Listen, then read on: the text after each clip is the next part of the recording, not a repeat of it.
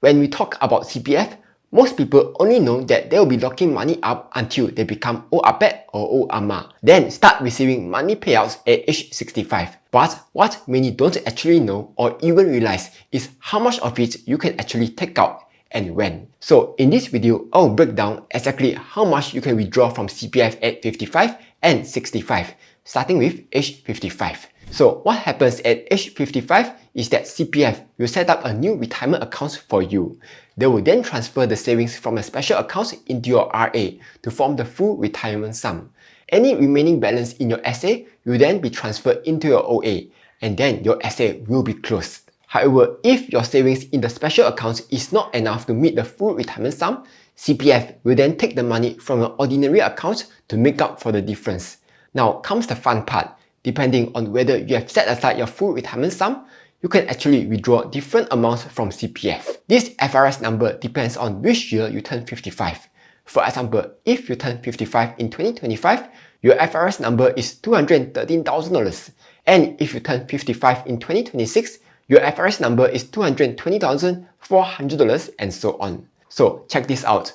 Over here on the chart, the purple line represents the full retirement sum. Once you have set that aside in your retirement account, any leftover amount in your OA can be withdrawn freely. For example, if you have $5,000 left over, you can withdraw $5,000. Or if you have $10,000 left over, you can take out $10,000 and so on. So simple. What this also means is that after turning 55, once your FRS has been set aside, your CPF OA pretty much becomes a high interest savings account. You can continue to receive monthly CPF contributions from work, earn 2.5 to 3.5% interest, and still withdraw that money anytime you want. And here's the cool part. You can even do a voluntary housing refund to pay back whatever CPF OA funds that you have used for housing, and then withdraw it again later whenever you need it. So while banks are cutting interest rates and everyone is scrambling to find the next best savings account, your CPF OA might actually be the best no-frills high-interest accounts that you already have, giving you a 2.5% to 3.5% interest guaranteed. Though, just know that there's a default $2,000 daily online withdrawal limit, which you can increase up to $50,000 if you need to. But if you don't have any urgent use for the cash, it's still probably best to leave the money there to continue earning that sweet passive income. Next, scenario 2. Let's say your CPF OA and SA savings aren't enough to meet the FRS. How much you can then withdraw? In that case, no matter how much you have in your OA, you can only withdraw up to $5,000. For example, if you have $50,000 in your CPF, you can withdraw $5,000. If you have $100,000, you can still only withdraw $5,000. And here's something important.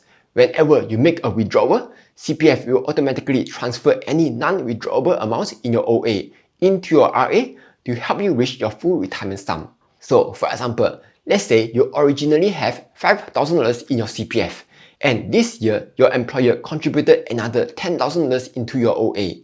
If you withdraw that $5,000, CPF will automatically move the remaining $10,000 into your RA till you reach your full retirement sum.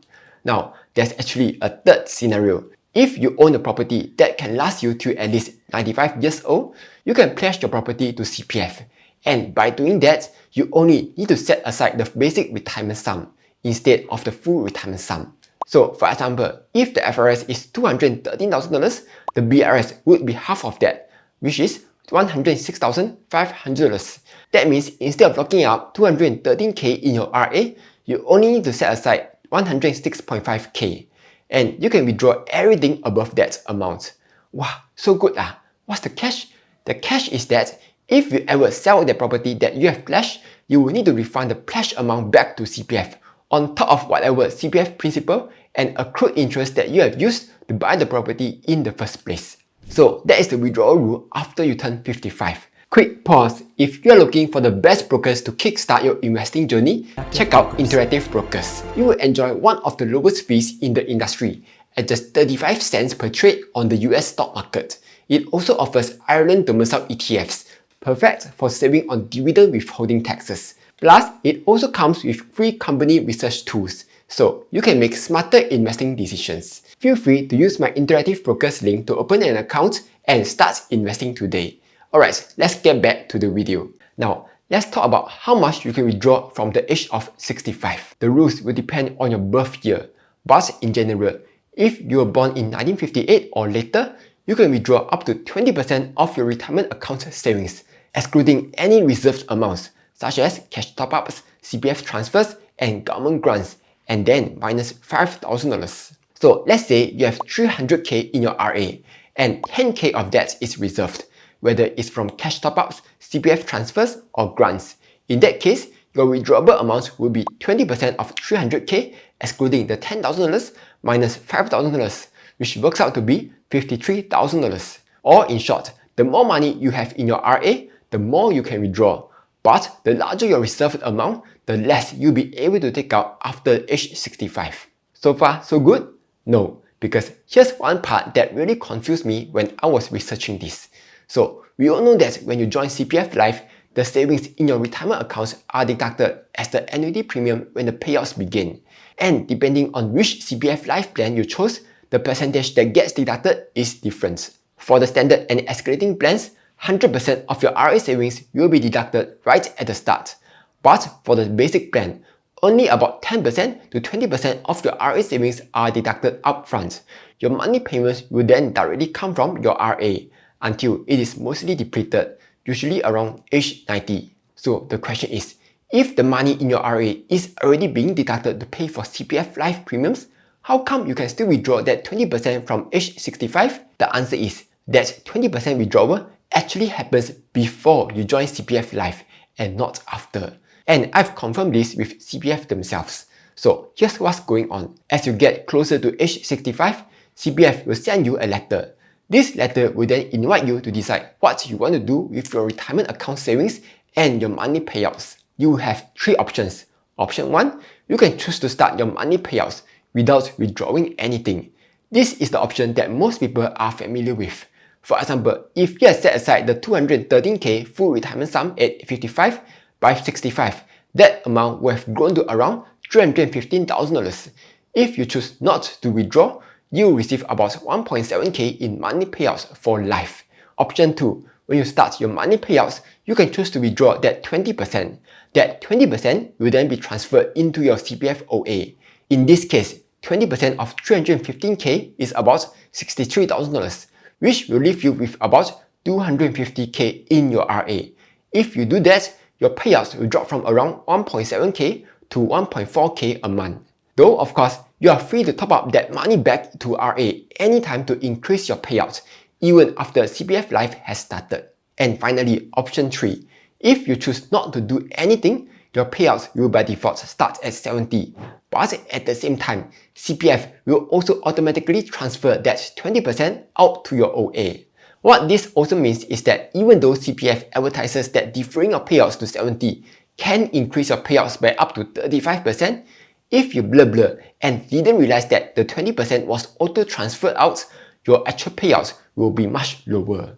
For instance, if you deferred to 70 and didn't transfer anything out, you get around 2.29k per month. But if the 20% got auto-transferred out, your payout drops to roughly 1.8k instead. So what can you do? If you want full control over how much to withdraw and when your payouts begin, make sure that when you are about to turn 65, you head over to the Plan My Monthly Payouts page and tell CPF exactly what you want to do. Whether to start the payouts now, defer them, as well as whether you want to keep the 20% inside your RA to grow and earn interest. Now, here's a very interesting trick, which I found from this channel called Just Aging Normally. Go check him out. He shares a lot of really insightful stuff. So what he shared is this. Assuming you have already set aside your full retirement sum at age 55, you can actually top up another 20% into your retirement account. Then by the time you turn 65, you can withdraw that 20% from your RA. By doing this, you not only get to enjoy that solid 4% interest from your RA for a full decade, but even after you withdraw that 20% at 65, your RA balance will still end up slightly higher than if you hadn't top up at all. So it's like parking your money in a 10-year fixed deposit, but pays far better than any bank account, while still boosting your lifelong CPF Life payouts at the same time. Now, of course, this strategy only works best if you have already secured your full retirement sum and don't need the extra cash in the near term. But if you are looking for a safe and guaranteed way to grow your retirement funds, this is one of the most interesting CPF hacks out there. So there you have it. Those were how much you can withdraw from CPF after you turn 55 and 65.